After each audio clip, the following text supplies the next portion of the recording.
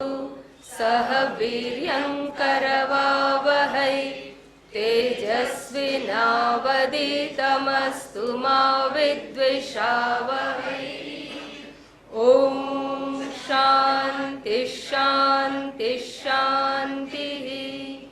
ओम सदाशिव समारंभां शंकराचार्य मध्यमाम् अस्मदाचार्य पर्यन्तां वंदे गुरु परंपरां वंदे गुरु परंपरां।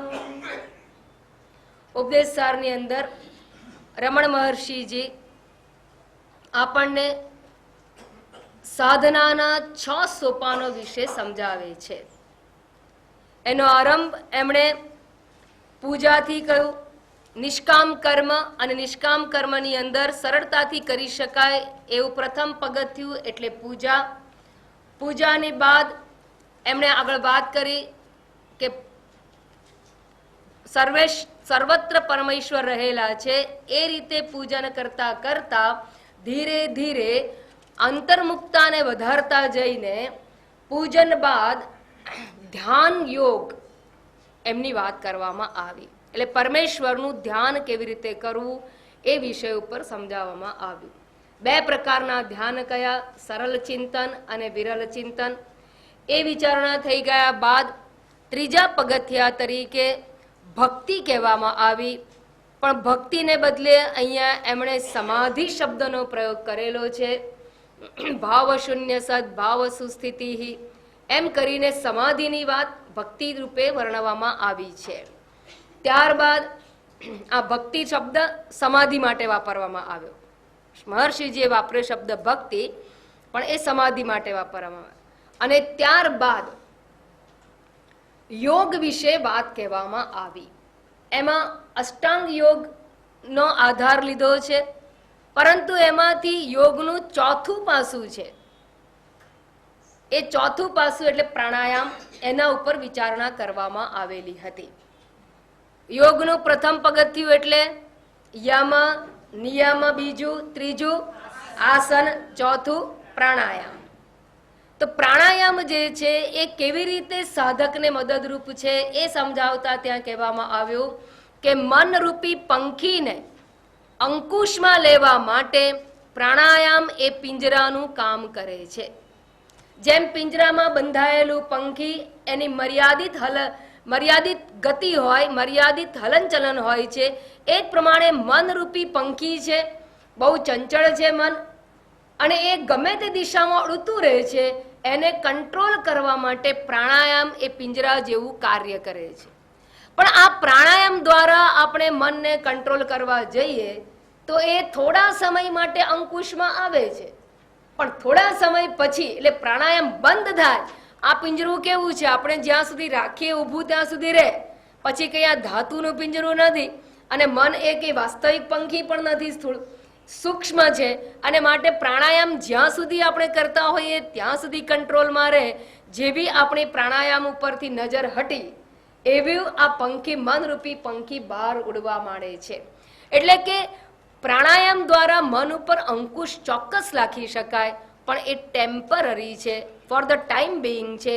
એ કાયમ માટે મન ઉપર અંકુશ લાવી શકતો નથી. અને મન આપણા જીવનની તમામ સમસ્યાઓનું મૂળ છે. મન એ જ આપણા સુખ અને દુઃખનું કારણ છે. મન એ જ આપણા બંધન અને મોક્ષનું પણ કારણ છે. મન જ આપણા જીવનને કયા માર્ગે લઈ જવું એના પર આધારિત છે. માટે મન ઉપર આપણો કંટ્રોલ હોવો બહુ જ જરૂરી છે. પણ ટેમ્પરરી કંટ્રોલ આવે તો અર્થ સરતો નથી. વળી પાછું મન જ્યારે કંટ્રોલ બહાર જાય ત્યારે આપણને દુઃખી કરી નાખતું હોય છે. તો મનને કાયમ માટે કંટ્રોલમાં કરવું અથવા મનો નાશ જેને કહેવાય એ કરી શકાય તો આપણી જે મૂળભૂત સમસ્યા છે એનો ઉકેલ આવી શકે. બરાબર એક વસ્તુ દરેક સાધકે મનમાં સમજવાની જરૂર છે કે આપણે નથી ઉપદેશસાર ભણતા, આપણે નથી સત્સંગ કરવો, આપણે નથી પ્રાણાયામ કરવું, આપણે નથી પૂજાપાઠ કરવા, આપણે તો જીવનમાં સુખાકારી જોઈએ છે. દરેક મનુષ્યનું ધ્યેય છે સુખ અને શાંતિ, પણ સુખ શાંતિના ઉપાયો રૂપે આ બધાની વાત કરવામાં આવી છે. શાસ્ત્ર છે એ સુખ શાંતિના ઉપાય રૂપે છે, ભક્તિ સુખ શાંતિના ઉપાય રૂપે છે, પૂજા સુખ શાંતિના ઉપાય રૂપે છે, જપ વગેરે સુખ શાંતિના ઉપાય રૂપે છે. અને એ સુખ શાંતિના ઉપાય રૂપે જ આપણે આ અધ્યયન કરી રહ્યા છે. આ અધ્યયન આપણે કોઈ જેમ BA MA ડિગ્રી લેવાની હોય એના માટે નથી. શાસ્ત્ર અભ્યાસ પણ આપણા જીવનની સુખાકારીનો આધાર છે, માટે આપણે એને અપનાવીએ છીએ.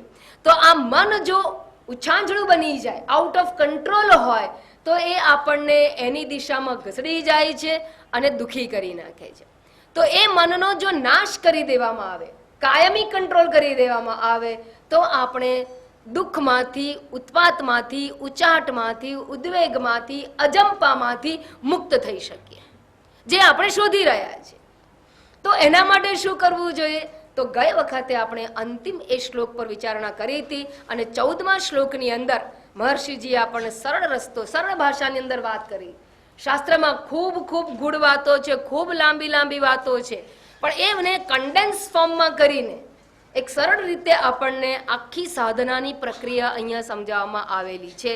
અને that is why this book is a unique book. સાધક માટે, મુમુક્ષુ માટે કે જિજ્ઞાસુ માટે એ એક આગવું સ્થાન ધરાવે છે. માટે એ આધુનિક અર્વાચીન આચાર્ય દ્વારા રચિત હોવા છતાં પણ આપણે એનો અભ્યાસ કરી રહેલા છીએ. અહીંયા કહે છે 14મા શ્લોકમાં, પ્રાણબંધનાત લીન માનસમ એક ચિંતનાત નાશમેત્યદઃ. એ કહે છે કે તમે પ્રાણાયામ કરશો તો મન શાંત થશે, પણ ટેમ્પરરી. લીન માનસમ, મનનો લય કરે છે.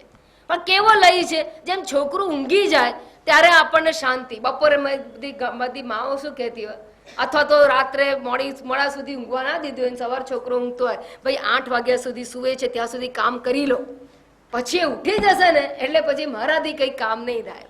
એમ ઘરનું કામ માં આટોપી લે છે બાળકના ઉઠતા પહેલા. કેમ? પછી એ ઉત્પાદ કરે છે, એ ઊંઘે ત્યાં સુધી શાંતિ રહે. એમ આપણું મન સુષુપ્તિમાં શાંતિ, ઉઠે જાગ્રત અવસ્થામાં આપણે આવીએ એની સાથે ઉત્પાદ ચાલુ કરે. આ મનરૂપી બાળક, એને પ્રાણાયામ દ્વારા લય કરી દઈએ, એ પણ પેલું સુવાડવા જેવું છે. વળી પાછું પ્રાણાયામ પૂરો થયો એની સાથે જ એ આમ સ્પ્રિંગની જેમ ઉછળી જતું હોય છે. તો એવા મન માટે કહે છે એક ચિંતનાત નાશમ એતિ. એક તત્વનું ચિંતન કરવાથી એ નાશને પ્રાપ્ત થાય છે. અને આ એકનું ચિંતન કરવું એટલે કોનું ચિંતન કરવાનું? હા, વેલેન્ટાઇન ડે ના બિલવડનું નહીં. એક ચિંતનાદ એટલે જે એક જ છે ને બીજો નથી, એકમેવ અદ્વિતીય એવા પરમાત્માનું ચિંતન કરવાથી જ એ નાશને પ્રાપ્ત થાય છે. પેલો તો એક જ હોય પણ બીજી 1000 ચિંતાઓ લઈને આવે. એક માણસ ગ્રહસ્થ જીવનમાં પ્રવેશે ત્યારે શું થાય? એને એમ થાય કે હું એકને વરું છું, ના આખા કુટુંબને વરવાનું હોય, આખા સમાજની જવાબદારીઓ આવે. પહેલા તો એકલા હતા તો સારું હતું, પછી એ એક નથી રહેતા એટલે વધારે એકનું ચિંતન નથી થતું, અનેકનું ચિંતન થાય. પણ પરમાત્મા એક એવો છે કે જે માત્ર એક જ છે, એકમ એવ અદ્વિતીયમ, અર્થાત એક છે અને એના સિવાય કંઈ નથી. એક જ છે અને એના સિવાય કંઈ નથી. સૂર્ય એક છે પણ એના જેવા અનેક સૂર્યો આ બ્રહ્માંડની અંદર છે. ચંદ્ર એક છે અત્યારે આપણા માટે, પણ એના જેવા અનેક ચંદ્ર આ બ્રહ્માંડમાં છે. પણ જ્યારે પરમાત્મા એક છે, એના જેવો કે એનાથી બીજો, એનાથી જુદો પણ કોઈ નથી, અને એ જ માત્ર એક અદ્વિતીય તત્વ છે. એવા પરમાત્માનું ચિંતન કરો તો આ મન છે એ નાશને પ્રાપ્ત થાય છે. બીજા શબ્દમાં કહીએ તો આપણે સેટ જોઈએ સોનીની દુકાનમાં જઈને, અને જાત જાતના ભાતના ફેશન ડિઝાઇનરો બનાવેલા જાત જાતના એ જે દાગીનાઓ હોય, અને હું આ લઉં કે આ લઉં, આ સેટ લઉં કે પેલો સેટ લઉં, 25 જાતના તમારી સાથે મૂકી દે. પછી આપણું મન એમ થાય કે હવે આમાં આ મોંઘો છે ને, આ સસ્તો છે ને, આપણા બજેટમાં બેસે છે ને, આ નથી બેસતો ને, આ કોકના માટે લેવાનું છે ને, પેલાને આપણા માટે લેવા. એમાં ઘણા વિચારો આપણને આવે. પછી આપણે શું કરીએ? આટલા બધામાંથી કન્ફ્યુઝ થયેલા પેલા સોનીને કહી દઈએ, તમે એમ કામ કરો ને, ભાઈ અમારું બજેટ છે ને એ આ 50,000નું છે, તો 50,000 સુધીમાં કોઈ સેટ હોય ને એ બતાવ. એટલે પેલો સમજી ગયો કે આ ગ્રાહકને 50,000 ઉપરનું બતાવવાનું નથી, એટલે 50,000ની આસપાસના, પણ એ બહુ હોશિયાર હોય, 50 ને બદલે 55, 60 એટલું બતાવે, કારણ કે માણસ એટલું તો આમ માર્જિન મૂકી દે, એટલે ત્યાંથી એ બતાવવાની શરૂ કરે, એટલે 40 થી માંડીને 70 સુધીના તમને બતાવે. હાશ, એટલે 40 નીચેના અને 70 ઉપરના એ કન્ફ્યુઝ કરતું તું મન, એ તો ગયું. હવે ખાલી આટલાની અંદર, પણ એની અંદર એની પાસે તો એટલી બધી વેરાયટીઝ હોય, અને વેરાયટી મૂકેલી છે એટલે વળી પાછું આપણું મન શું થાય છે, અનેકને જુઓ ચંચળ થાય, ભ્રમિત થાય, કન્ફ્યુઝ થાય. કન્ફ્યુઝન એટલે અશાંતિ. આ લઉં કે આ લઉં, ચંચળતા, સંકલ્પ વિકલ્પાત્મક મન એટલે અશાંત મન, ઉચાટ મન. એકવાર નક્કી કરો કે આ, હશ, પછી શાંતિ, પછી શાંતિ. ત્યાં સુધી આલું આલું, બીજા 4ને પૂછીએ, એમ કરો ને કાલે છે ને મારી પેલી ફ્રેન્ડ છે ને એને લઈને આવીશ, પછી એ કે અરે જેને આપવા છે એને જ લઈને આવે, પછી વિચાર કર. ઘણી વાર તમારું મન પેલા અસમંજસમાં રહે છે, અને એ જ્યારે સિલેક્ટ કરે ત્યારે શાંતિને પ્રાપ્ત કરે. કેમ આટલું બધું અશાંત થયું મન? કારણ કે એને અનેક સેટ જોયા. જગતમાં અનેક ક્ષેત્રો છે, અનેક પદાર્થો છે, અનેક પ્રકારના પુરુષાર્થના ક્ષેત્રો છે, અનેક પ્રકારના ધ્યેય છે. તમારા જીવનનું ધ્યેય એક બની જાય ત્યારે મન શાંત થાય. અને એમાં પણ અનેક સાધના છે એ ધ્યેયને પ્રાપ્ત કરવા માટે. અને એ સાધનામાં અહીંયા મહર્ષિજી કહે છે કે તમે એક એવા પરમાત્માનું દર્શન કરો તો બધી જ સાધનાઓ એમાં આવરી લેવામાં આવે.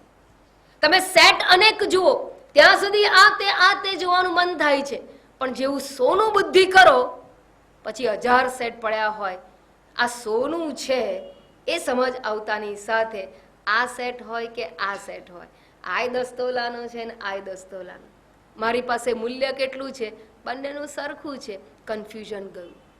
ગમે તે આપો, કન્ફ્યુઝન ગયું. મન એક નિર્ણય પર આવી જાય એટલે મન શાંત થાય. એમ પદાર્થોનો વિચાર કરીએ, પદાર્થો અનેક છે, જગતમાં વિષયો અનેક છે, અને માટે વિષયોનું ચિંતન કરવાથી અશાંતિ ઉત્પન્ન થાય. પણ એ દરેક વિષયની અંદર, દરેક પદાર્થની અંદર સોનાની જેમ પરમાત્મા એક છે, એનો વિચાર કરો. કોઈ પણ વિષય તમારી નજરમાં આવે પણ એનો એક પરમાત્મા બધામાં છે એ સમજ આવતાની સાથે મન શાંત થઈ જાય છે. એટલે અહીંયા કહે છે એક ચિંતનાત નાશમ એતિ, એને જ મનોનાશ કહેવામાં આવેલું છે. મનોનાશ એટલે રખે એવું સમજતા કે મન કોઈ મૂર્તિ જેવું છે ને, દાળ દઈને કાપીને મારી નાખીને પતાવી દીધું, મારો નાશ કર્યો. હા, એ કોઈ મૂર્તિ છે અને તોડી નાખીને ભૂકો કરી નાખ, એવો નહીં, મનોનાશ નથી. મનોનાશ આ ટેકનિકલ શબ્દ છે, અને ગઈ વખતે મેં ખાસ એને સમજાવેલું હતું કે મનોનાશ એટલે ઉત્પાત આપનારો મનનો નાશ, દુઃખી કરનારા મનનો નાશ, અજંપો કે અશાંતિ ઉત્પન્ન કરનારા મનનો નાશ. એક શબ્દમાં કહ્યું હતું. અને શાસ્ત્રીય પરિભાષાની અંદર જેમ મેં કહું એમ કે એ અનેક તરંગો છે, એમાં એક પાણીનું દર્શન કરો એટલે તરંગોનો નાશ થયો કહેવાય. એ પ્રમાણે અનેક મનના વિચારો છે, એની અંદર ચૈતન્ય તત્વનું દર્શન કરવું એને મનોનાશ કહેવામાં આવે છે. એમાં ચૈતન્યના દર્શન કરવા એટલે શું? એટલે કે છે કે મનોવૃત્તિઓ જે છે એ બદલાય છે, એ આવે છે, જાય છે, બદલાય છે, પરિવર્તનશીલ છે. પણ જેમ તરંગોમાં પાણી આવતું નથી, જતું નથી, તરંગ ઉઠે અને જાય, પણ પાણી તો છે એનું એ જ છે. તરંગ પહેલા પણ પાણી, તરંગ પછી પણ પાણી, તરંગ સમયે પણ પાણી. બસ એ જ પ્રમાણે ચૈતન્ય તત્વ એ જળ તત્વ જેવું છે, અને વિચારો છે એ તરંગો જેવા છે. અને જેવું તમે જળ તત્વનું દર્શન કરો તો તરંગ છે ખરા, પણ એનું અસ્તિત્વ છે એ મિથ્યા થઈ જાય છે. સત્તા કોની છે? પાણીની છે. અને પાણીની સત્તા સમજતાની સાથે તરંગ હોવા છતાં એનું મિથ્યા અસ્તિત્વ થઈ જાય છે. એમ વિચારોનું મિથ્યા અસ્તિત્વ થવું એટલે મનનું મિથ્યાત્વ જાણવું, અને ચૈતન્યની એક સત્તા, નિત્ય સત્તા જાણવી, એને મનોનાશ કહેવામાં આવે છે. બરાબર, એને જ અહીંયા મનોનાશ કહેલું છે. ધીમે ધીમે જેમ તમે પહેલામાંથી બીજામાં જાઓ, બીજામાંથી ત્રીજામાં જાઓ અને તમે કોલેજમાં આવો તો ભણવાનું અઘરું આવે કે સહેલું આવે? હા, અઘરું આવે. પણ અઘરું ભણવાનું આવે તો તમે ખુશ થાવ કે દુઃખી થાવ? છોકરા જો દુઃખી થતા હોય તો છોકરાને તમે આગળના ધોરણમાં મૂકવામાં તૈયારી જ ના હોય. પણ તમને આનંદ છે કે છોકરાઓ હવે આગળ ભણી રહ્યા છે, એનો વિકાસ થઈ રહ્યો છે. અને છોકરાને શું લાગે? હવે બહુ અઘરું આવે છે, બહુ અઘરું. બસ એમાં અહીંયા પણ સાધનામાં એવું છે.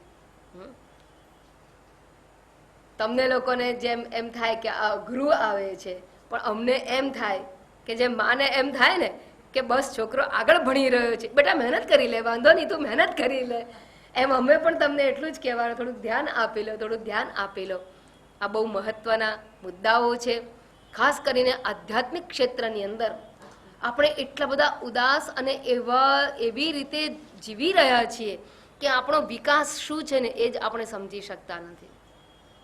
અને એ વિકાસની દિશામાં જઈએ તો વિચારોને પણ આપણે ઉન્નત બનાવવા પડે. અહીંયા જે શરૂઆત કરવામાં આવી રહી છે એ હવે સૂક્ષ્મ વિષય વિચારણા ચાલુ થઈ છે. પહેલા પૂજા વગેરે પદ્ધતિ હતી, પૂજા, ભક્તિ, ધ્યાન, પછી આવ્યું યોગ એટલે પ્રાણાયામ, ત્યાં સુધી ક્રિયા હતી. પ્રાણાયામ પણ અઘરું પડે, કેમ? પણ લેવાનું, કાઢવાનું, નિયમિત જોવાનું, લઈ જોવાનું, એમ પૂજા સૌથી સહેલી લાગે, પહેલું પગથિયું છે. અને પ્રાણાયામ એ ચોથું પગથિયું આવ્યું. તો હવે ધીમે ધીમે મન ઉપર આપણે જઈએ છીએ. એકના ચિંતન દ્વારા મનનો નાશ કરવાનો છે. એટલે કે મનમાં જે ઉદ્વેગો છે એનો નાશ થવો જોઈએ, એ પ્રકારની વિચારણાની અંદર પ્રવેશ કરવાનો છે. એટલે થોડુંક હવે મન વિષયક વિચારણાનો આરંભ થઈ રહ્યો છે. એટલે તમે સ્થૂળ તરફથી સૂક્ષ્મ તરફ જઈ રહ્યા છો. સ્થૂળ ક્રિયા બાહ્ય છે, બહારનો આધાર છે. પ્રાણાયામની અંદર પણ ક્રિયા છે, આધાર છે બાહ્ય. હવે મન કે જે સતત તમને નચાવી રહ્યું છે, સતત આપણે એનામય જીવન જીવી રહ્યા છે, પણ અદ્રશ્ય છે. આપણને એવું લાગે કે વિષયો નચાવે છે, વાસ્તવમાં વિષયો કોઈને નચાવતા નથી, આપણું મન નચાવે છે. ફુગ્ગો જોયો એટલે છોકરાએ માંગ્યો, પણ ફુગ્ગો બધાને છોકરાને નચાવે છે. તો હવે તમે જુઓ છો ફુગ્ગો, તમને નચાવે? ના, ફુગ્ગો નચાવતો નથી.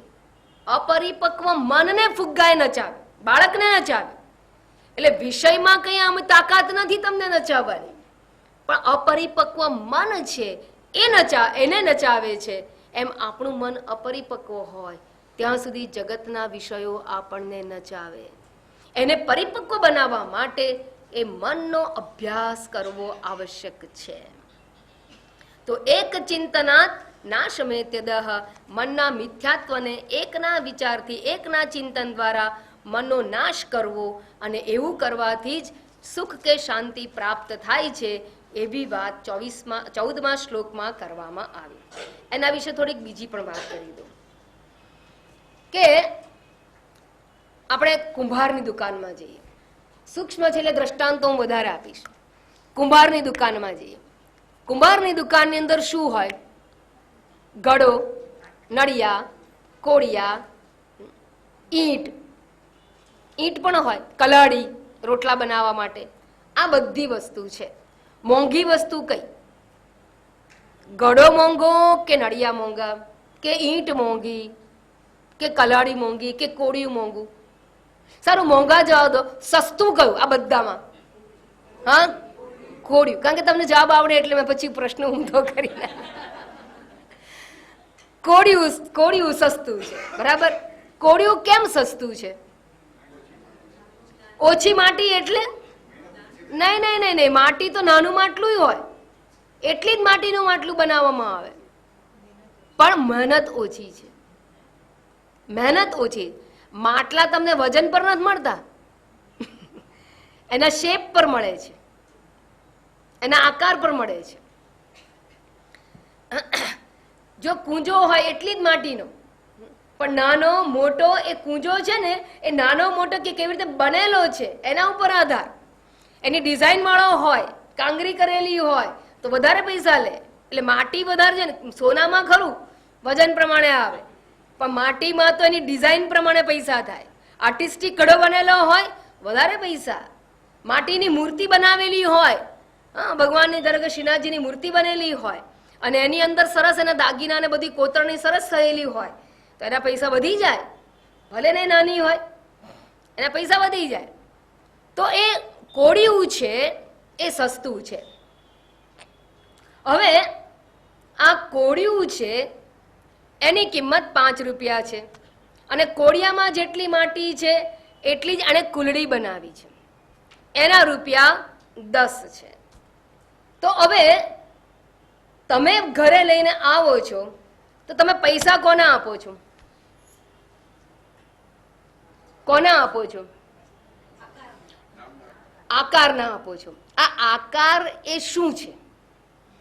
ઘડો કયો ને, ઘડો એક આકાર, એક કુલડી એક આકાર. હવે તમે આકારના પૈસા આપતા હો તો લાવો હું કાગળ ઉપર દોરી દઉં એક કુલડી, લાવ મને પૈસા આપો.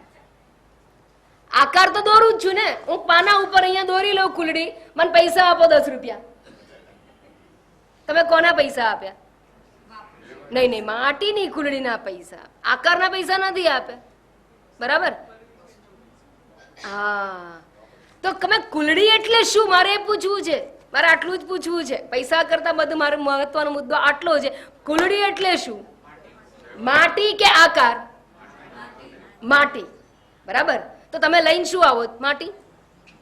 પૈસા માટી ને તો આપણે આંગણામાં માટી ખોદીને લઈ લો. નહીં. હવે બરાબર સમજજો કે પૈસા આપણે શેના આપીએ છીએ? માટીની કુલડીને આપીએ છીએ. બરાબર? પણ કુલડી એટલે શું? કુલડી ખરેખર માત્ર આકાર નથી.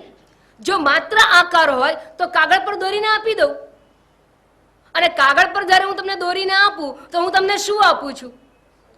કુલડી આપું છું કે કાગળ આપું છું? કાગળ. કાગળ આપું છું, કુલડી નથી આપતી. તો આકાર એટલે શું? આકારનું કોઈ નિશ્ચિત સ્થાન જ નથી, આકારની કોઈ સત્તા જ નથી. મેં કાગળમાં આપ્યું ત્યારે તમે કહો છો મને કાગળ આપ્યો, માટીની બનીને આવી તો તમે કહો છો માટી આવી. બરાબર? તો કુલડી એટલે શું? તો કે આકાર. અને આકારની સત્તા શું? આકારની સત્તા જ નથી. એ કાગળમાંય હોય, એ માટીમાંય હોય, એ કપડામાંય હોય, એ લાકડામાંય હોય, એ તો માત્ર આકાર છે. તો સત્તા કોની? જો લાકડાની હોય તો લાકડાની સત્તા, માટીની હોય તો માટીની સત્તા, કાગળમાં હોય તો કાગળની સત્તા. વાસ્તવમાં કુલડીની કોઈ સત્તા જ નથી. એવી રીતે બંગડીમાં, બંગડી કાચની કે પ્લાસ્ટિકની કે સોનાની શેની હોય? જેની બનાવો એની. તો ખરેખર બંગડી એટલે શું? માત્ર રાઉન્ડ શેપ. તો રાઉન્ડ શેપનું અસ્તિત્વ ક્યાં છે? રાઉન્ડ શેપ ક્યાં? મને બતાવો. જગતમાંથી રાઉન્ડ શેપ લઈ આવો. ખાલી રાઉન્ડ શેપ એટલે આકાર, ગોળાકાર લાવો. મારે ગોળાકાર જોઈએ છે. તમે પૂછશો માતાજી ગોળાકાર શું? પણ શું એટલે શું વગર તમે જે વસ્તુ ના બોલો તો ગોળાકારનું કોઈ અસ્તિત્વ જ નથી. ગોળાકારનું કોઈ અસ્તિત્વ જ નથી. પણ છતાંય બહેનો લટકાવે તો કોઈ ચોરસ લટકાવે, કોઈ ગોળાકાર લટકાવે, એના આકારની કિંમત થઈ જાય છે. ફેશન આવી તો આકારની કિંમત થઈ ગઈ, પણ વાસ્તવમાં એની કોઈ કિંમત નથી, એની સત્તા જ નથી. અને સત્તા નથી એની કિંમત છે, અને જેની સત્તા છે એની કોઈ કિંમત કરતું નથી. સત્તા નથી એની કિંમત છે, અને જેની સત્તા છે એની કિંમત નથી. માટીની કિંમત નથી અને આકારની કિંમત જ નથી, એટલે સત્તા જ નથી, એની તમે કિંમત કરો છો. સમજાયું? બસ એ જ પ્રમાણે જગત એટલે નામ અને આકાર, એની કોઈ સત્તા જ નથી, એની આપણે કિંમત કરીએ છીએ. અને પરમાત્મા જેનો કોઈ આકાર નથી પણ સત્તા છે, એની આપણે કિંમત કરતા.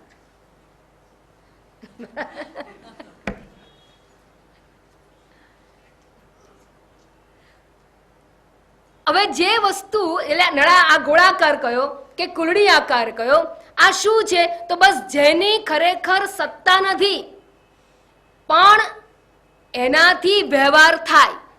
માટી આવી જાય આપણી પાસે તો એમાં કઈ પાણી ના ભરાય, કુલડી બનીને આવે તો પાણી ભરાય, તો એમાં દહીં મેળવાય, તો એમાં ચા મથુરા વાળા આપે. બરાબર? પણ એ માટી લઈને જાઓ તો એમાં કઈ પાણી ના ભરાય ને કશું ના થાય. ઉપયોગ કોનો છે? આકારનો ઉપયોગ છે, પણ સત્તા નથી. ઉપયોગ છે પણ સત્તા નથી. સોનાની સત્તા છે, પણ બંગડી બનીને આવે તો ઉપયોગ થાય, હાર બનીને આવે તો ઉપયોગ થાય. ઉપયોગ આકારનો થાય, સત્તા આકારની નથી. તો જેનો ઉપયોગ ભલે થાય, પણ જેની સત્તા ખરેખર નથી, ઉપયોગ થાય એટલે છે એવું મનાય નહીં.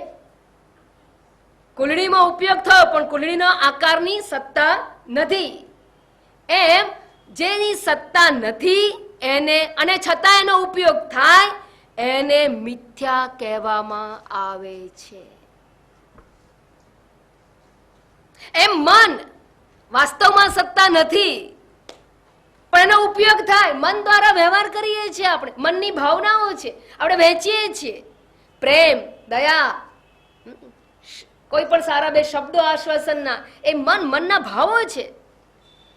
લાગણી, એ બધા મનના ભાવો છે, એને વહેંચીએ છીએ, એનો ઉપયોગ છે. પણ વાસ્તવમાં મનની સત્તા નથી. મનનો આધાર શું છે? જેમ બંગડી બુટ્ટી વગેરેનો આધાર શું છે? સોનું. કુલડી અને નડિયા કોડિયાનો આધાર માટી, તરંગ અને મોજાનો અને પરપોટાનો આધાર પાણી. એમ આ વિવિધ પ્રકારના મનના જે આવેગો કે વિચારો છે, એનો આધાર ચૈતન્ય તત્વ છે, એ પરમાત્મા તત્વ છે. એનો વિચાર કરો. જેમ માટીનો વિચાર કર્યો અને કુલડી તમે મિથ્યા કહી દીધી કે એની સત્તા નથી, માટીની સત્તા છે. તો વસ્તુનો વિચાર કરો તો કુલડી આકાર મિથ્યા થઈ જાય. એમ વસ્તુ છે, ચૈતન્ય છે, એનો વિચાર કરો એટલે મન છે એ આકાર માત્ર છે, એ મિથ્યા છે. અને આવું સમજવું એને મનોનાશ કહેવામાં આવે છે. મનોનાશ એટલે એવું નહીં કે ઇન્ટોક્સિકેટેડ થઈ ગયા અને પછી ગયા ક્યાંક હેવન, એવું નહીં. મનોનાશ એટલે સતત જાગૃતિ છે, આ તો સમજ છે, સભાનતા છે. મનોનું મિથ્યાત્વ જાણવું એને જ મનોનાશ કહેવામાં આવે છે. અને આ જગ્યાએ આપણે પહોંચવાનું છે. ચિંતા નહીં કરતા, આજે આ this is not the last. અઘરું લાગે તો this is the first step. એટલે આપણે હજી શરૂઆત કરી રહ્યા છે. આ છેલ્લી જગ્યા શિખર છે, ત્યાં આપણે ધીરે ધીરે વિચારપૂર્વક પહોંચી જઈશું. અહીંયા ખાલી એટલું જ કહે છે, છેલ્લો જવાબ, ગણિતનો છેલ્લો જવાબ છે ને, એ બતાવે છે કે મનોનાશ એટલે મનની શાંતિ, સુખાકારી, પ્રેમ, શાંતિ, સુખ, એ જ મનોનાશ છે. અને એ આ એક ચિંતન, એક પરમાત્માના ચિંતનથી પ્રાપ્ત થાય છે. એમ આપણને અંતિમ સ્ટેપ કહી દીધું છે. અને અંતિમ સ્ટેપ ઉપર જવા માટેની વિચારણા પછી શરૂ થશે. હવે પછી શરૂ થવાની છે. તો પ્રશ્ન એ જાગે, શિષ્યને એમ થાય છે કે તમે બધું કહો છો ખરા, પણ તમે કોઈ એવો જોયો છે ખરો જેણે આ પગથિયું પાર કર્યું છે? અને કર્યું હોય તો એ કેવો હોય? અથવા અમે આ સ્ટેપ પર પહોંચી જઈએ, મનના મિથ્યાત્વને જાણી લઈએ, એવા થઈ જઈએ, તો એનો ફાયદો કે લાભ શું? શાસ્ત્રની એક બહુ સરસ પદ્ધતિ છે શીખવવાની, કે એ આપણને પહેલા લાભ બતાવી દે. કારણ કે પ્રયોજનમ અનુદ્દિશ્ય મંદોપીના પ્રવર્તતે. અને we are very calculative people in the society. Gujaratis are very calculative, વેપારી પ્રજા. એટલે પહેલા ફાયદો જાણી લે, અને ફાયદો બતાવ્યા પછી આપણું મન છે ને, એ તરત એ પ્રક્રિયા કરવામાં પ્રવૃત્ત થઈ શકે. તો ફાયદો શું છે એ બતાવવા માટે શ્લોક નંબર 15 કહ્યું. નષ્ટ માનસોત્કૃષ્ટ યોગિનઃ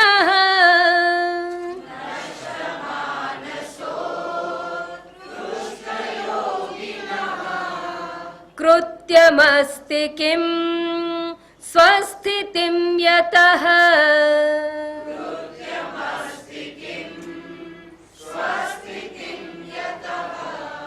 નષ્ટ માનસોત્કૃષ્ટ યોગિનઃ કૃત્યમસ્તિ કિમ સ્વસ્થિતિમ યતઃ.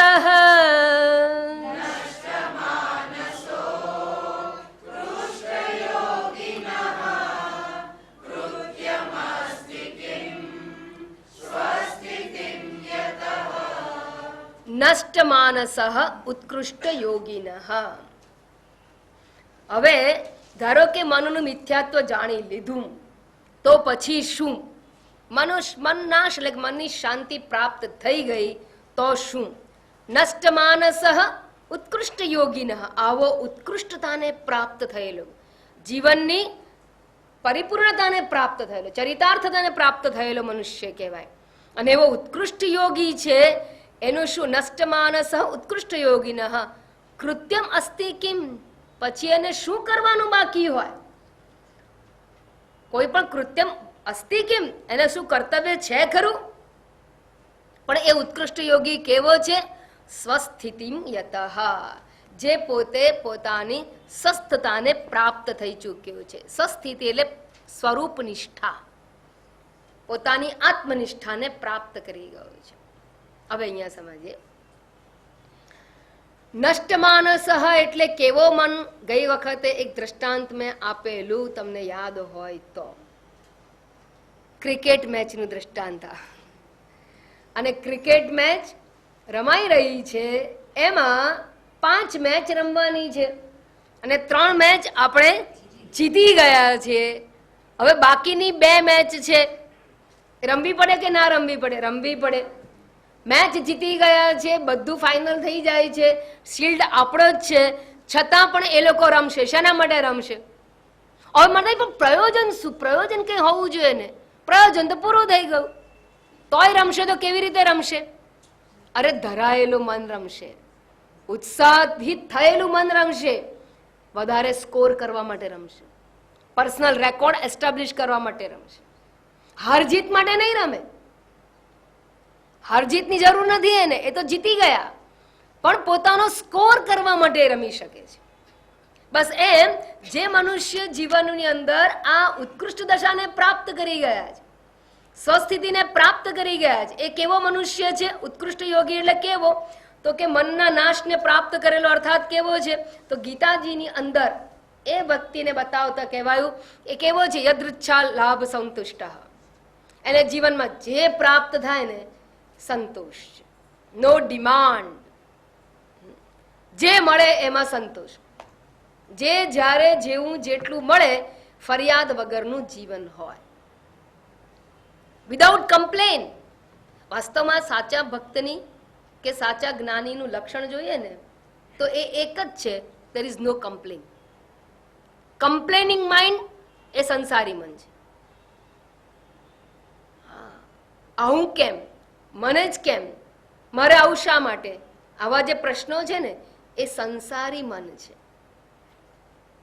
અને જે મળે એમાં સંતોષ હોય ને, એને ઉત્કૃષ્ટ મન કહેવામાં આવે. તમે 3 ભક્તના દાખલા જોયા હોય તો 3 ભક્ત, એક ભક્ત છે એ અહીંના મહારાષ્ટ્રના છે, સંત 2 ભક્ત મહારાષ્ટ્રના છે, સંત એકનાથ ને સંત તુકારામ. એકની પત્ની કર્કશા છે, એકની પત્ની બહુ જ સારી છે. પૂજા પાઠ કરવા બેસે એ પહેલા સ્નાન કરવા જાય ત્યારે બધા પૂજા પાઠ તૈયાર રાખે, આસન તૈયાર રાખે, ફૂલ લાવીને તૈયાર રાખે, માળાજી બનાવીને તૈયાર રાખે, ઘીમાં દીવામાં ઘી પૂરીને રાખે, બધી તૈયારી કરીને રાખે. એકની પત્ની છે કે સવાર સવારમાં શું ધંધો મળે? જાઓ ખેતરે કામ કરવા. બસ આ ભજનિયા કરવાથી પેટ નથી ભરાતું, જાઓ મદદ ખેતરમાં જઈને કામ કરો. કર્કશા પત્ની છે. તો એમને પૂછવામાં આવે છે કે તમારી પત્ની આટલી કર્કશા છે, તો તમે કેવી રીતે આ બધું કરી શકો છો, ભગવાનનું નામ લઈ શકો છો? એ કે છે એ જ તો રહસ્ય છે. એ કર્કશા છે તો મને ખબર પડે છે કે આ જગત કેવું છે. એના એટલે મને એ જેવો ગુસ્સો કરે, મને ભગવાન જ યાદ આવે છે. એટલે મને પરમાત્માના નામ લેવામાં એ મદદરૂપ છે. એટલે હું તો કોઈ દિવસ ડિવોર્સ નહીં આપું, સાથે રાખીશ. બીજા છે કે જે તમે આટલી બધી ભક્તિ કેમ કરો છો? તો કે જે મારી પત્ની આટલી બધી મદદ કરતી હોય તો મને કેટલી મદદરૂપ છે. હું સરળતાથી મારી ભક્તિ, મને કોઈ અવરોધ નથી, કોઈ રૂકાવટ નથી, અને મારી ભક્તિ થાય. હવે જો જે ભક્ત મન છે ને, એને કર્કશા પત્ની કે સહાયક પત્ની કોઈ નડતું નથી. એને ભક્તિ કરવાથી મતલબ છે, એ એનો પોઝિટિવ મિનિંગ લઈ લે છે.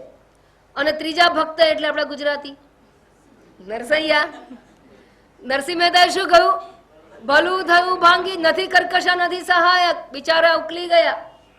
ભલું થયું ભાંગી જંજાળ, હું એકલો પડી ગયો એવું નહીં, હવે મારી પત્ની સહાય કરતી હતી ને હવે શું થશે એવું નહીં.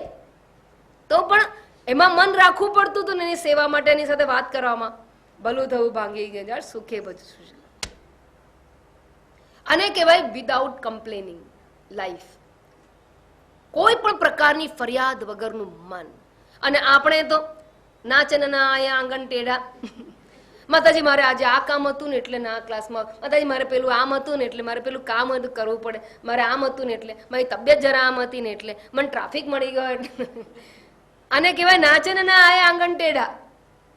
પણ જેને ખરેખર અંદરથી લાગી હોય ને, એને કોઈ નડતું નથી. When there is will, there is way. પણ એ સમજાવું વિલ ક્યારે થાય? જ્યારે ફળશ્રુતિ સમજાય ત્યારે. યદૃચ્છા લાભ સંતુષ્ટ, એવું મન આપણું થઈ જાય, આપણને અસર જ ના થાય.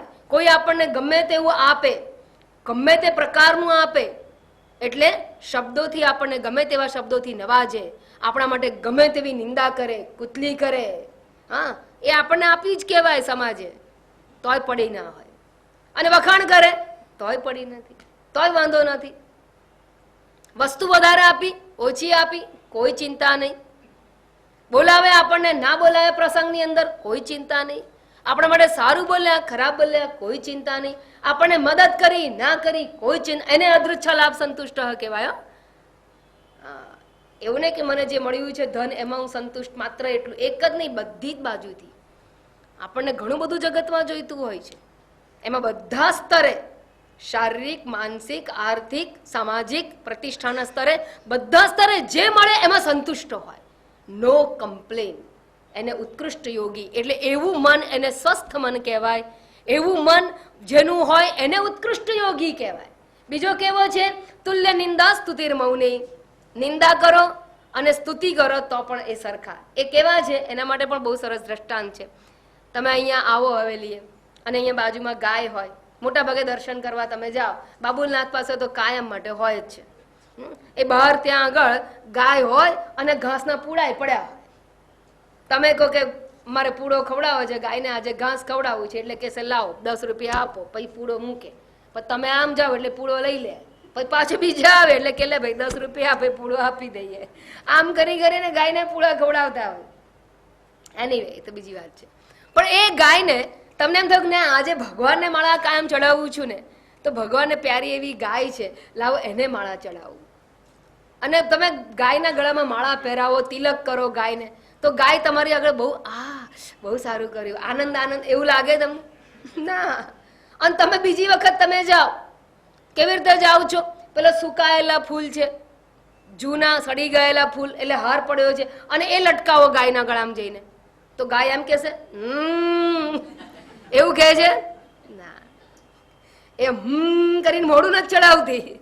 અને તમે સરસ મજાના ફૂલ લઈને જાઓ એટલે પ્રસન્ન થઈ જાય એવું પણ નથી. એના ગળામાં જૂતાનો હાર આપો કે કરમાયેલા ફૂલ આપો કે સુંદર મજાની માળા સુગંધિત ફૂલ આપો, ગાયના એક્સપ્રેશન કેવા હોય? એક સરખા, એક સરખા. નથી તમારા માટે રાગ જન્મતો, નથી તમારા માટે દ્વેષ જન્મતો. બસ જ્ઞાની આવો હોય. કોઈ એના ગળાની અંદર આવા કાંટાનો હાર કે જૂતાનો હાર આપે કે કોઈ એને માળા પહેરાવે, એને કોઈ પણ, એટલે એનાથી નથી વધારે ખુશ થતો કે નથી દુઃખી થતો. તુલ્ય નિંદા સ્તુતિર મૌની સંતુષ્ટો એ ન કે નચિત. એ ભક્તનું લક્ષણ, એ જ્ઞાનીનું લક્ષણ છે. સ્થિત પ્રજ્ઞાના લક્ષણમાં શું કહ્યું? દુઃખેશુ અનુદ્વિગ્ન મનાહ સુખેશુ વિગત સ્પૃહા. દુઃખ આવે તો ઉદ્વેગ કરતો નથી, અને સુખ આવે, સુખદ પરિસ્થિતિ આવે તો કેવો નથી થતો? વિગત સ્પૃહા, એટલે રાગી થતો, આસક્ત થઈ જતો નથી. બસ હવે આ જાય ને તો સારું, બસ હવે આવું ને આવું રહે તો સારું, બસ આશીર્વાદ આપો માતાજી, અત્યારે બધું સારું છે, એવું ને એવું રહે તો સારું. તમે એક શું સમજો, મતલબ તમારું બધું બરાબર, પણ સંસારી તો બધું આવું બધું આવે ને જાય ને બહુ અઘરું છે અમારે તો તમે એવું માનો છો બધા સંન્યાસીઓને કે જ્ઞાનીઓને એક સરખી પરિસ્થિતિ હોય? ના હોય. જો હોત ને તો આ લક્ષણો કયા જ ના હોત. દુઃખેશુ અનુદ્વિગ્ન મનાહ ક્યારે કહેવામાં આવે? દુઃખદ પરિસ્થિતિ આવે તો કે ને કે દુઃખની અંદર ઉદ્વેગ નથી કરતો. એટલે દુઃખ આવતું હોય તો ઉદ્વેગ ના કરતો તો લક્ષણ લખાય. આવે નહીં તો કેવી રીતે કહેવાય કે દુઃખમાં ઉદ્વેગ નથી કરતો? એટલે જ્ઞાનીને પણ આવે. એટલે જ તો કહું કે દુઃખેશુ અનુદ્વિગ્ન મના, સુખેશુ વિગત સ્પૃહ. સુખદ હોય, આસક્ત ના થાય, એનું નામ જ્ઞાની. ઉત્કૃષ્ટ યોગી ના. મિરર ની અંદર સવારના પરમાં ઉઠીને આમ જોઈએ આપણે, લગ્નમાં જવાનું છે, 10 વાર કેટલા, અને પછી એક મિરર થી ધરાતા હોય, અહીંયા મિરર એટલું ખરું આમ હોય. એક જગ્યાએ મેં જોયું હતું તો આમ મિરર છે ને આમ બંધ, આમ કબાટની જેમ બંધ, પછી આમ ખોલ્યું તો મિરર અહીંયા બધે મિરર, પછી આમ પાછળ ફરીએ તો પાછળ મિરર, ઉપર એ મિરર. એટલે કેમ બધું ઉપરની હેરસ્ટાઈલ ઉપરથી જોવાય, નીચે મિરર, ચારે બાજુ મિરર. આ મિરરને તમે એકદમ અપ ટુ ડેટ તૈયાર થઈને ઊભા હો, પછી તમે જાઓ મિરરની અંદર તમારું પ્રતિબિંબ કેવું પડ્યું હોય, તમે એકદમ આમ પેલા બ્યુટી પાર્લરમાંથી આવ્યા હો અને સરસ મજાના મેકઅપ થયા હોય, પછી તમે આમ મિરર સામે ઊભા રહ્યા હોય, પ્રતિબિંબ કેટલું સરસ થાય. પ્રતિબિંબ ક્યાં દેખાય? મિરરમાં દેખાય. અને તમે જાઓ ત્યારે મિરર એવું કે ઊભા રહો, અત્યારે હું સરસ શોભું છું, તારા ધકે હું શોભું છું તો ઊભા રહો. મિરર કહેશે એવું ના. અને મેકઅપ ઉતારીને સવારના પરમાં તમે જાઓ, જોવા જેવું ના રહ્યું હોય મોડું, કારણ કે બધી લાલી ઉતરી ગઈ હોય, અને ઘણી વાર ચોકઠા હોય તો એ દાંત નીકળી ગયા હોય, અને પછી આપણી બધી કલપ બલપ બધું ઉતરી ગયું હોય, અને આપણે ઊભા હોઈએ. મિરર એવું કહે છે હટ, એવું કહે છે. થેન્ક ગોડ મિરરને એવું સેન્સ નથી, નહીં તો આપણને ઊભા જ ના રહેવા દે સવારના પર. એ આપણે જયારે સવારના પરમાં ઊભા રહીએ ને ત્યારે મિરર માટે દુઃખદ પરિસ્થિતિ, અને મેકઅપ કરીને આવે ને તો મિરર માટે સુખદ પરિસ્થિતિ.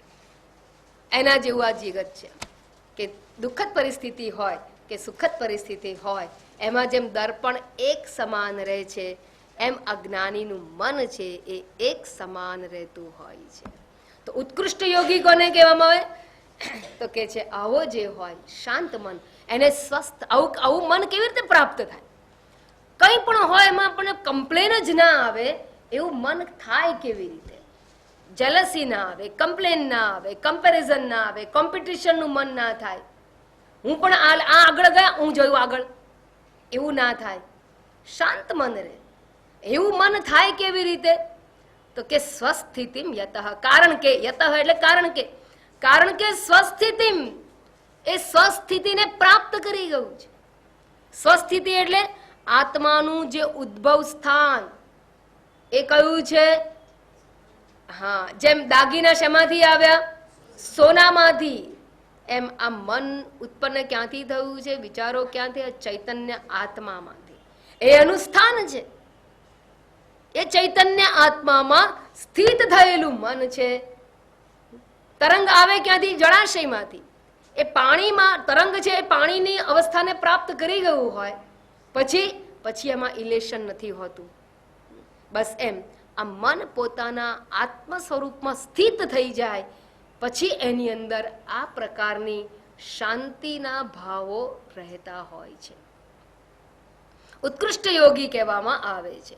અને જ્યારે આમ ઉત્કૃષ્ટ યોગી હોય, સ્વરૂપ નિષ્ઠાને પ્રાપ્ત થયેલો હોય, એવો જ્યારે હોય ત્યારે કેવો છે એ? તો કે કૃત્યમ અસ્તિ, એને કોઈ કૃત્ય બાકી નથી રહેતું. કૃત્યમ અસ્તિ કેમ? આ પ્રશ્નાર્થ કરીને કહે છે કે શું એને કંઈ કરવાનું બાકી હોય છે? કોઈ ક્રિયા બાકી છે? કોઈ કૃત્ય બાકી નથી, કોઈ કર્તવ્ય બાકી નથી રહેતું. ભગવાને કહું ગીતાની અંદર, નમે પાર્થાસ્તિ કર્તવ્યમ ત્રિષુ લોકેશુ કિંચન. હે અર્જુન, હે પાર્થ, નમે કર્તવ્યમ અસ્તિ ત્રિષુ લોકેશુ. ત્રણેય લોકની અંદર મારું કોઈ કર્તવ્ય નથી. તો શું ભગવાનને કર્તવ્ય નહોતું કર્યું? કર્મ નહોતું કર્યું? કર્મ કર્યું હતું, કર્તવ્ય નહોતું. સારથી તરીકે રહ્યા, જૂઠી પતરાળી પણ ઉપાડી હતી, પણ કર્તવ્ય. અને દ્વારકાની નગરી પણ એના રાજા પણ થયા, રાજ્ય પણ ચલાવ્યું, પણ કર્તવ્ય નહોતું. અર્થાત મારે કંઈક કરવું છે, કંઈક પ્રાપ્ત કરવું છે, અને માટે મારે કરવાનું હોય એવું કંઈ નથી. મારે ક્રિકેટર બનવું છે તો શું કરવું? તો ઘરમાં બેઠા બેઠા નહીં થાય. જા મેદાનમાં જા. મારે જવું છે. શેમાં જવું છે? મેરેથોનમાં. અને ઇનામ જીતી આવવું છે. શું કરવું પડે? રોજ સવારે દોડવાનું ચાલુ કરો. તમારું ધ્યેય છે બાકી તો તમારા માટે કર્તવ્ય છે. પણ જે કૃતાર્થ થઈ ગયો છે, જેને પરિપૂર્ણ થઈ ચૂક્યો છે, એ પરિપૂર્ણ મનુષ્યને કોઈ કર્તવ્ય બાકી હોતું નથી. એને ઉત્કૃષ્ટ મનુષ્ય કહેવાય. બરાબર યાદ રાખજો, આ વસ્તુ જે સમજાવવામાં આવે છે એ કર્તવ્ય કોને હોય? કર્તવ્ય જે પોતાને કર્તા માને એને હોય. કર્તવ્ય કોને હોય? કર્તા માને એને. ભગવાન કહે છે ચાતુર્વર્ણ મયા સૃષ્ટમ ગુણકર્મ વિભાગશઃ તસ્ય કર્તારમ અપી મામ વિદ્ધિ અકર્તારમ અવ્યયમ. તસ્ય કર્તારમ મામ વિદ્ધિ, એ બધાનો કરનારો હું છું, પણ છતાં હું કેવો છું? અકર્તારમ અવ્યયમ, અવિનાશી અને અકર્તા છું. એમ આ કૃતાર્થ મનુષ્ય છે કેવો છે? ના હમ કરતા, હું કરતા નથી. ના હમ ભોગતા, ના હમ કરતા, હું કઈ કરનાર નથી. તો હું કોણ છું? સચ્ચિદાનંદ સ્વરૂપ અકર્તા આત્મા છું. કરતા તો જે હોય એને કર્તવ્ય હોય. અને કરતા કોણ કહેવાય? કરતા જીવાત્મા કહેવાય. કરતા અહંકાર ને હોય. કરતા કોણ હોય? અહંકાર. કરતા ભોગતા અહંકાર. અને અહંકારનું કર્તવ્ય ક્યારે પૂરું થાય? ક્યારેય પૂરું ના થાય. ક્યારેય પૂરું નહીં થાય. જો બંગડી એમ માને કે હું બંગડી અથવા ઘટા, ચલો એ જવા, આ દ્રષ્ટાંત વધારે સારું. ઘટાકાશ છે. ઘટાકાશ, ઘટાકાશ એટલે ખબર પડે છે ને. ઘટાકાશ ના હોય તો ધારો કે ગ્લાસ છે. આ ખાલી ગ્લાસ હોય. ખાલી ગ્લાસમાં શું હોય? હવા. હવાએ કાઢી લો તો શું હોય? આકાશ. આકાશ તો હોય ને. હવે એ ગ્લાસની અંદર આકાશ છે. અંદર કે ઘટ શેપ છે. ઘટ શબ્દ વધારે આપણને સમજાવવામાં સરળ પડે છે, એટલે એપ્રોપ્રિએટ વર્ડ છે. બાકી ગ્લાસ એટલે glass is not a glass, is કશું જ નથી. ગ્લાસ એટલે કાચ. It is English word. Glass એટલે કાચ, એટલે this is not glass, this is steel. અને આમ પ્યાલો કહેવાય. પ્યાલો કહેવાય. બરાબર. એટલે હું ઘટ શબ્દ વાપરું છું કે આપણે એને ઓળખાય કે ઘટ. હવે એ ઘટની અંદર જે જગ્યા છે એને ઘટાકાશ કહેવાય. હવે ઘટ શું કહેશે? મારી પાસે કેટલું અવકાશ છે? બહુ નાનું અવકાશ છે. કેટલું? માખી ઉડે ને મચ્છર ઉડે એટલું. એટલું જ ઉડે ને. પ્લેન ઉડે? ના ઉડે. હું નાનું છું, હું નાનું છું, હું નાનું છું. મારામાં તો પ્લેન ઉડતા જ નથી, પ્લેન ઉડતા જ નથી. આ ઘટાકાશને પ્લેન ઉડાડવા જેવું થવું હોય એને કેવા બનવું પડે? મોટા. એ ક્યારે બને? આ ઘટાકાશમાં પ્લેન ઉડે એવું આકાશ ક્યારે બને? ઘટાકાશ છે ને એ ખરેખર આકાશ જ છે. અને આકાશ કેટલા? એક જ છે. તો પછી પ્લેન ક્યાં ઉડે છે? એ એક આકાશમાં ઉડે છે, તો એની અંદર ઉડ્યા કહેવાય ને. એની અંદર જ ઉડ્યા કહેવાય. આકાશ એક જ છે, પણ એણે ભૂલ એટલી કરી છે કે ઘડાની દિવાલોને હું માની લીધું છે, મારું માની લીધું છે, તાદાત્મ્ય કરી લીધું. આકાશને કોઈ આકાર નથી, પાણીને કોઈ આકાર નથી. તો આકાશને તો ક્યાંથી હોય? વાયુને આકાર છે? ના. તો આકાશ તો એનાથી સૂક્ષ્મ છે, એનો કોઈ આકાર નથી. એ તો સર્વત્ર છે. પણ આ ઘડાની દિવાલોને જોઈને અંદર એવું માને છે કે હું તો આટલું જ છું, નાનું જ છું. એ ક્યારે નાનું થયું? હા હા, વાહ ભાઈ વાહ, સજાગ છો તમે. એવું નહીં કે ઘડો ઉત્પન્ન થયો એટલે આકાશ નાનું થઈ ગયું. કુંભાર ઘડો બનાવે એટલે આકાશ નાનું થઈ જાય? ના, એ તો યથાવત રહે છે. એ નાનું થતું જ નથી, એમાં કોઈ ફેરફાર થતા જ નથી. બસ માનવા માત્રથી એ નાનું છે. ખરેખર તો એ જ્યારે એને સમજી જાય પોતાની જાતને કે આ ઘટમાંય હું છું, ને પેલા કુંજામાંય હું છું, ને આ ઘરમાંય હું જ છું, અને બહાર આકાશમાં પણ મારું જ અસ્તિત્વ છે, હું એક છું, એ દિવસે એની અંદર આકાશમાં એની અંદર પ્લેન ઉડવા માંડે. ક્યારે ઉડ્યા પ્લેન? એનામાં ક્યારે પ્લેન ઉડ્યા? ઉડતા હતા. એને ભ્રાંતિથી એવું માની લીધું. એ બસ એ જ પ્રમાણે જ્યાં સુધી હું આ શરીર વગેરેને હું માની લઉં ને, શરીર રૂપી ઘડો છે એને હું માનું છું ને, ત્યાં સુધી હું કરતા છું, હું ભોગતા છું, હું એટલે મારે કરવાનું છે, મારે મેળવવાનું છે. કારણ કે આટલી નાની ઉપાધિને બધું ઘણું મેળવવાનું હોય, કારણ કે હું મર્યાદિત છું. આઈ એમ લિમિટેડ વન. એટલે મારે ઘણું મેળવવાનું છે અને ઘણું મેળવવાના ધ્યેય બાકી છે, માટે કરવાનું છે, હું કરતા છું. પણ જ્યારે લિમિટલેસ પોતાને જાણી લઈએ, આત્મા રૂપે પૂર્ણ જાણી લઈએ, લિમિટલેસ જાણી લઈએ, લાઈક અ સ્પેસ, પછી શું મેળવવાનું બાકી રહે? કૃત્યમસ્તી કેમ? એવા સ્વરૂપની અંદર સ્થિત થનારને કોઈ કર્તવ્ય બાકી રહેતું નથી. કર્તવ્ય અહંકારને હોય છે, કર્તા ભાવ અહંકારને છે, અને એ અજ્ઞાનથી જન્મેલું છે. જેનું અજ્ઞાન દ્વારા જન્ય જે કર્તા ભાવ છે એ નાશ પામી ગયો, એને પછી કોઈ ક્રિયા કરવાની બાકી રહેતી નથી. નરસિંહ મહેતાએ કહ્યું, હું કરું એ જ અજ્ઞાનતા. કેમ કહ્યું? કારણ કે એ અહંકાર છે, અહંકારને કર્મ છે, અને એ અજ્ઞાનતામાંથી જન્મેલું છે. જ્યારે હું આત્મતત્વ છે એવું જ્ઞાન થઈ જાય, એક ક્ષણે મારે કોઈ કર્તવ્ય બાકી રહેતું નથી. જેમ પેલા ઘટાકર્ષને ખબર પડે કે હું તો લિમિટલેસ સ્પેસ છું, પછી એને પ્લેન ઉડાડવાના છે જ નહીં. જ્યાં જ્યાં પ્લેન ઉડે છે એ જ ઉડે છે, અને વંટોળ થાય છે તો એનામાં જ થાય છે. એ તો સર્વવ્યાપક તત્વ છે.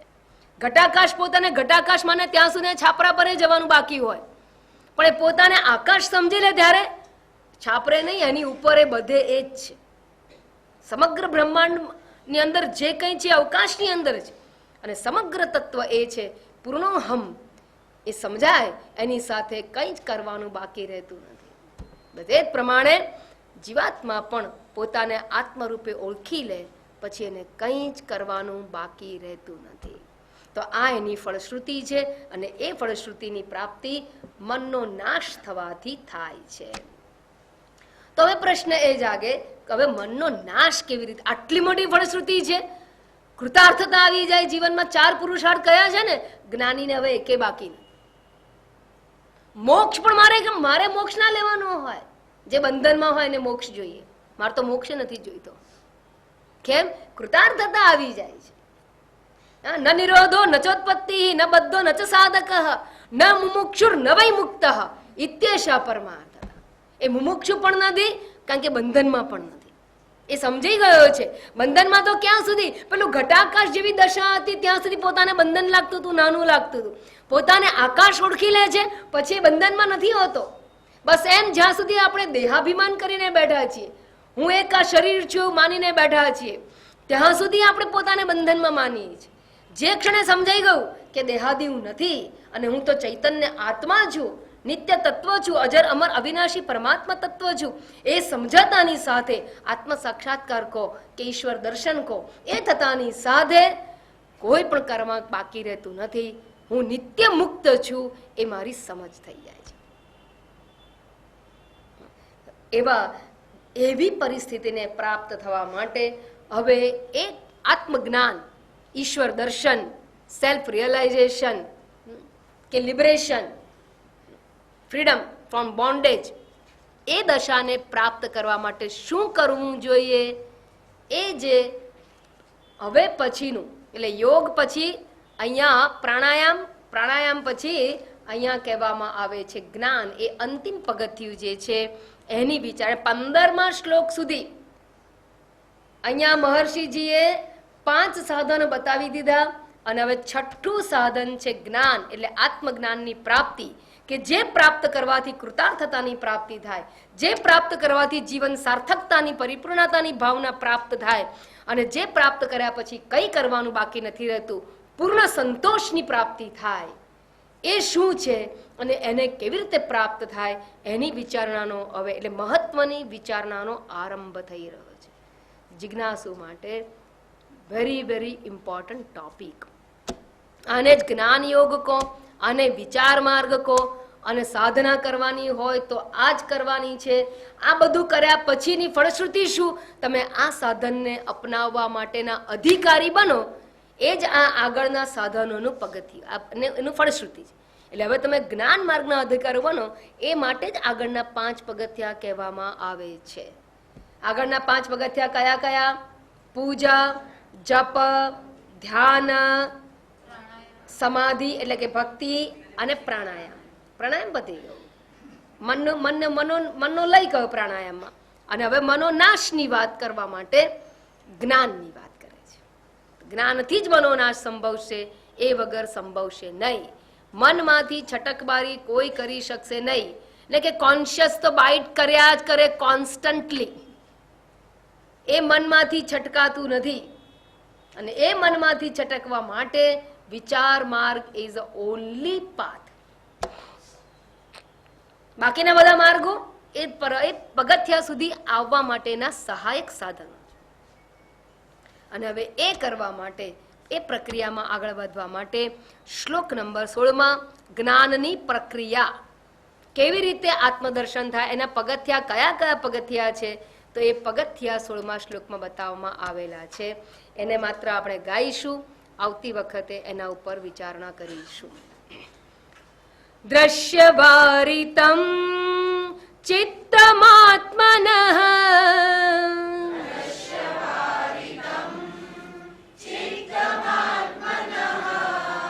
ચિત્વદર્શનમ તત્વદર્શનમ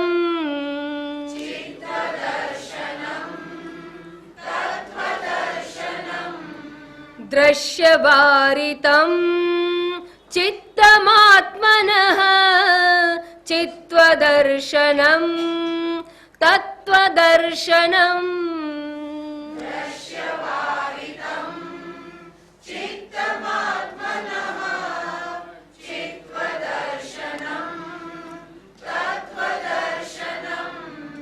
ઓમ પૂર્ણમદઃ પૂર્ણમિદં પૂર્ણાત પૂર્ણમુદચ્યતે પૂર્ણસ્ય પૂર્ણમાદાય પૂર્ણમેવાવશિષ્યતે. ઓમ શાંતિ શાંતિ શાંતિ. હરિ ઓમ. શ્રી ગુરુભ્યો નમઃ. હરિ ઓમ.